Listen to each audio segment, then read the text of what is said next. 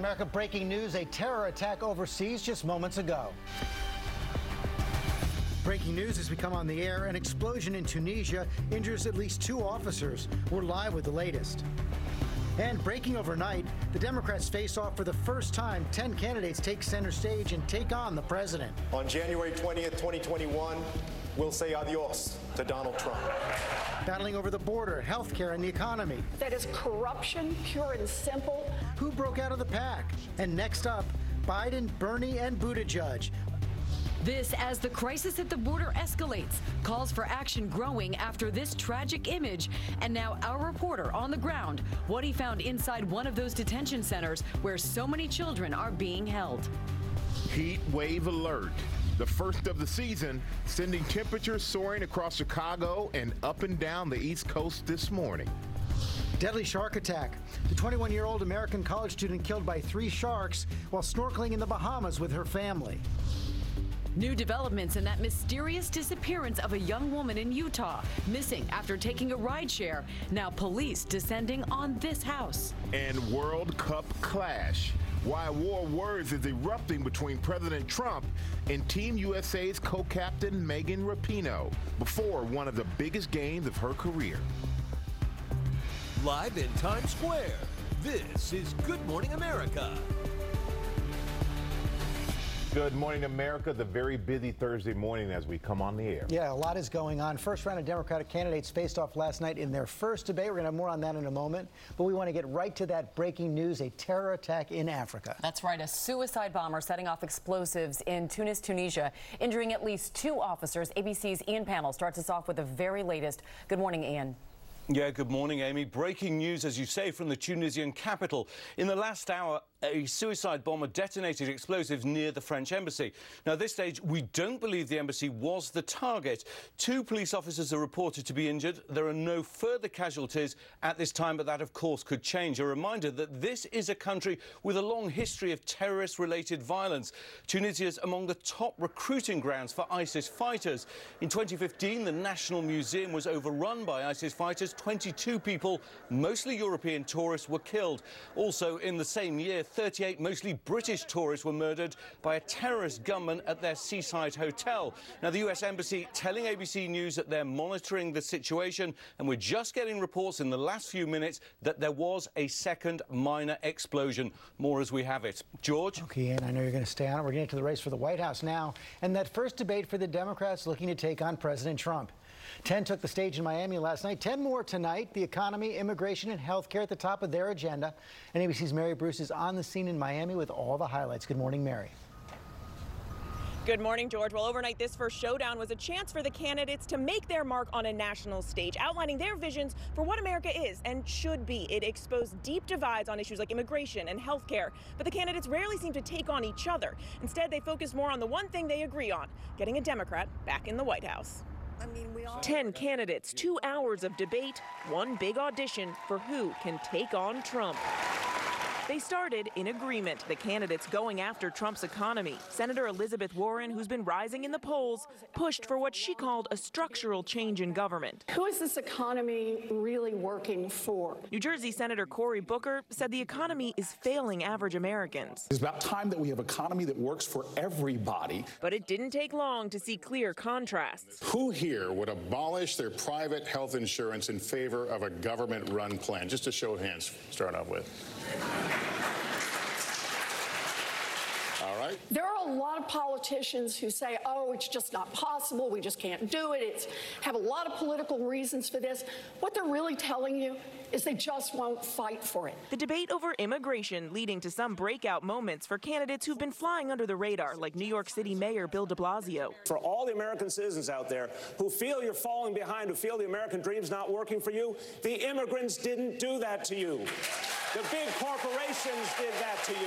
Former San Antonio Mayor Julian Castro gave a passionate response to that gut-wrenching photo from the border. A warning to our viewers, the image is graphic. A father and his young daughter drowned at the border in search of a better life. Watching that image of Oscar and his daughter Valeria is heartbreaking. It should also piss us all off. I would sign an executive order that would get rid of Trump's zero-tolerance policy, the Remain in Mexico policy, and the metering policy. Castro came ready for a border battle with his fellow Texan Beto O'Rourke. You're looking at just one small part of this. I'm talking about a comprehensive rewrite of our immigration laws. That's not true. And if we do that, I don't think it's asking too much for people. The former congressman and El Paso native was the first of the night to speak in Spanish. Necesitamos incluir cada persona. But others followed suit. La situación ahora es inaceptable. On January 20th, 2021, we'll say adios to Donald Trump. The record number of women running also in the spotlight in this moment between Washington Governor Jay Inslee and Minnesota Senator Amy Klobuchar. I am the only candidate here who has passed a law protecting a woman's right of reproductive health and health insurance. I just want to say there's 3 women up here that have fought pretty hard for a woman's right to choose. I'll start with that. The night ending where it began, going after Trump. The biggest threat to the security of the United States is Donald Trump, and there's no question. Now, the one name that surprisingly did not come up at all last night, the early frontrunner, Joe Biden. Not a single mention by name, but George, that will all change tonight when Joe Biden takes center stage along with Bernie Sanders and Mayor Pete Buttigieg. No question about that. And that line from Jay Inslee aside about President Trump being a national security threat, surprisingly, not that much focus on the president directly last night. Yeah, George, in many ways, it was surprising that this debate wasn't really about Donald Trump. This was much more about the candidates themselves and their visions for the future of the Democratic Party. They spent much more time discussing policy differences than they did impeachment. And for those lesser-known candidates, this was also just simply an introduction, a chance for them to tell voters where they stand. George? Okay, Mary Bruce, I know you're going to be there again tonight. Let's bring in our chief White House correspondent, John Carl, in Japan with the president. And John, the president may not have been the focus last night. He was traveling, but he was watching. It appears that the president's television aboard Air Force One was tuned into the debate, George. About 35 minutes in, he tweeted a one-word take, calling it boring. But, George, apparently he was still watching that boring debate a half an hour after that, because he also tweeted an attack on the technical glitch the debate had affecting the debate's audio for a short time. So, yes, he was watching. And the president and Republicans hoping to make a target of the Democrats' plans, particularly on the economy and health care.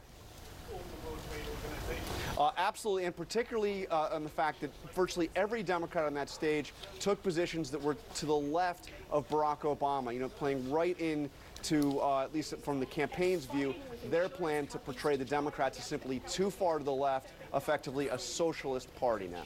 Big weekend ahead for the president there in Japan, meetings with President Xi of China, President Putin of Russia. Yes, he's going to be meeting with Putin tomorrow, George, and this will be the first meeting between the president and Putin since the release of the Mueller report. But perhaps the most consequential meeting this weekend will be with President Xi of China. This is something the markets will be watching very carefully, world markets, whether or not they can come to some kind of an agreement to avert or really end what already looks like an all-out trade war. John Carl with the president. Thanks very much, Michael. All right, George, as we saw, the crisis at the border took center stage at last night's debate. Our chief national correspondent, Matt Gutman, gained access to one of the facilities in the middle of the firestorm. He joins us now from Clint, Texas. Good morning, Matt. Hey, good morning, Michael. This facility is basically a hub for unaccompanied children, and it's now the target of a restraining order filed just overnight alleging that conditions inside are unsafe and unsanitary. Now, in our tour, we did see plenty of toothpaste and toothbrushes and soap, but this is basically a jail setup, and it's jarring to see toddlers walking inside cells, kids the same age as the little girl in that picture. This morning, we learned that another family, a woman, a toddler, and 2 infants were found dead on the U.S. side of the border just off the Rio Grande. Migrants have long hoped the Rio Grande would carry them into the U.S., but this Mexican PSA released Tuesday warning the river's currents could also kill them. No te cruces por el río. The warnings follow this haunting image. Oscar Ramirez, his daughter Valeria, tucked into his shirt, her arm draped over his neck, drowned on the banks of the Rio Grande. Valeria was just shy of her 2nd birthday, her grandmother in El Salvador clinging to the toddler's stuffed animal. This is her favorite doll, she says. The image graphically capturing the desperation of migrants who risk everything to cross into the U.S. and used as a political bludgeon on Capitol Hill. The president's actions at the border are a whirlwind of incompetence, leading to pictures like this. President Trump blaming the tragedy on Democrats and what he called open borders. And open borders mean crime, and open borders mean people drowning in the rivers. But scrutiny is also mounting on the government's handling of children's detention centers. Overnight, a restraining order filed against 2 Texas facilities demanding immediate remedy for the public health emergency at the facilities. ABC News got a chance to see one of the 2 facilities in the restraining order, but no cameras allowed. Any chance to actually take these cameras inside to show people what's really going on? No, it's a pen and pad tour. And we were also forbidden from speaking with any of the children. Now, this facility was designed to accommodate about 100 people for 8 to 12 hours, but it's had up to 700 children inside, and their average stay right now is 6 to 10 days, a situation that even the Border Patrol admits it just can't cope with. Amy. All right, Matt Gutman there at the border for us. Thank you. Now to new trouble for Boeing. Another potential problem discovered on its 737 MAX jets. That's the passenger plane that's already grounded following those 2 deadly crashes. Senior transportation correspondent David Curley is at Reagan National Airport with the latest on this one. Good morning, David. Morning, Amy. This is a new separate problem which could keep the MAX on the ground even longer. During a test flight on Friday, an FAA pilot found that some of the controls, a button on the controls, it took longer to nose up the plane and to bring it to level than he expected. Now, this is not related to the so-called MCAS system, which we actually saw related to those 2 deadly crashes. This is a separate part of the problem. Boeing believes they can fix it with the software fix. The FAA is wondering, though, whether the computer chip in all those MAXs would actually have to be replaced. That could take a whole lot longer. The airlines pushing out their cancellations now until Labor Day, through August, all the way to Labor Day, so the MAX not expected to fly for those 3 airlines during the very busy summer travel season. George? Complicates the summer. Okay, David, thanks very much. Now to new developments involving that missing Utah student who disappeared after leaving the airport and in a lift was dropped off at a park. This morning, authorities have zeroed in on a home. ABC Gio Benitez has the latest. This morning, new developments in the search for missing University of Utah student Mackenzie Lewick. Police descending on this Salt Lake City house early in the afternoon with a search warrant. Neighbors saying the police had been there for much of the day. The leads that we developed led us here, and then we served the search warrant. This comes as the search for Lewick now enters its 10th agonizing day. Police say Lewick was last seen in these newly released images. The 23-year-old then texted her mother before ordering a ride share to this North Salt Lake City park, where police say she met someone at 3 a.m. That rideshare driver has been cleared as a suspect. Police are now looking at Lewick's digital footprint for clues. Does Mackenzie have an alternate phone that she has used in the past or is using? Does she have social media accounts that we don't know about? Investigators say there's no evidence of foul play, but with few leads and no contact, they are leaving no stone unturned. We are treating this with a high degree of care and caution. And police still haven't said if they know anything about who Lewick met at that park. That's the mystery right now. And to make matters even worse, they found that the surveillance cameras at that park were what they call dummy cameras. So they don't actually work. So they're really relying on witnesses to come forward. Wow. All right. Thank you so much, Gio. And now to the latest on that 2-year-old who's hit in the head by a foul ball at a baseball game in Houston in May. Well, this morning, we're learning new details about her condition. ABC's Paula Ferris has more. I mean, you've got some guys that everybody's high on down there. And that one went sizzling off into the stands. This morning, we've learned new details into the medical condition of that 2-year-old girl struck in the head by a foul ball a month ago at Houston's Minute Maid Park. Her family has now hired a lawyer and saying the young girl was hospitalized for several days with a skull fracture and associated subdural bleeding, brain contusions, even suffering a seizure at the hospital. The family's attorney says she will be reassessed again in a few weeks. They will know more, but particularly with a young child, it's going to take some time to know just what the future holds. That foul ball coming off the bat of Albert Almora Jr. of the Chicago Cubs. Yeah, I'm speechless. I'm at loss of words. According to the family lawyer, the little girl and her family were sitting just 10 feet outside of that protective netting, which is meant to stop foul balls from injuring fans. The 1-2 comes home and Bellinger rifles it foul. And just days ago, another fan was struck by a foul ball in Los Angeles. That fan was treated for her injuries at the hospital and has recovered. Last year, Major League Baseball introduced a mandatory policy for teams to have netting that reaches to the end of both dugouts to protect fans. But these incidents have some asking if the netting reaches far enough. The attorney of this little girl tells us the family wants that netting extended as far as the foul poles in the outfield. And it is up to each stadium and team to determine the netting beyond that dugout there.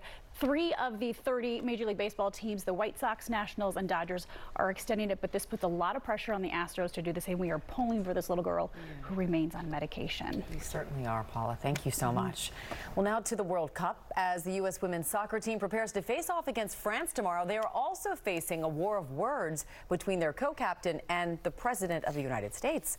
ABC's Will Reeve is here with more on that. Good morning, Will. Good morning, Amy. This morning, as Team USA gets ready for its biggest match of this World Cup, one of the team's captains taking on an even bigger opponent, the President. Slowly, Rapinoe, shot, goal, U.S. wins. Soccer superstar Megan Rapinoe has been steamrolling opponents during the World Cup. But should the U.S. women win it all like they did 4 years ago, team co-captain Rapinoe says she won't return to the White House for any ceremony. Are you excited about going to the White House? I'm not going to the White House. No, I'm not going to the White House. We're not going to be invited. Rapinoe, who is openly gay, has described herself as a walking protest when it comes to the Trump administration. But her latest comment quickly got the president's attention. President Trump going after Rapinoe on Twitter, tweeting, "I am a big fan of the American team and women's soccer, but Megan should win first before she talks. Finish the job. We haven't yet invited Megan or the team, but I am now inviting the team, win or lose." Rapinoe has long been an outspoken advocate against inequality and injustice and has used her platform to protest, joining Colin Kaepernick and others kneeling during the national anthem in the past, and when the U.S. Soccer Federation rewrote the rules requiring players to stand, Rapinoe choosing to respect the rule, opting not to sing it with her hands behind her back at this World Cup. President Trump also taking aim at the 33-year-old's anthem protest. Megan should never disrespect our country, the White House, or our flag, especially since so much has been done for her and the team. Rapinoe's teammates coming to their co-captain's defense. Defender Ali Krieger tweeting, in regards to the president's tweet today, "I stand by @Mpino and will sit this one out as well."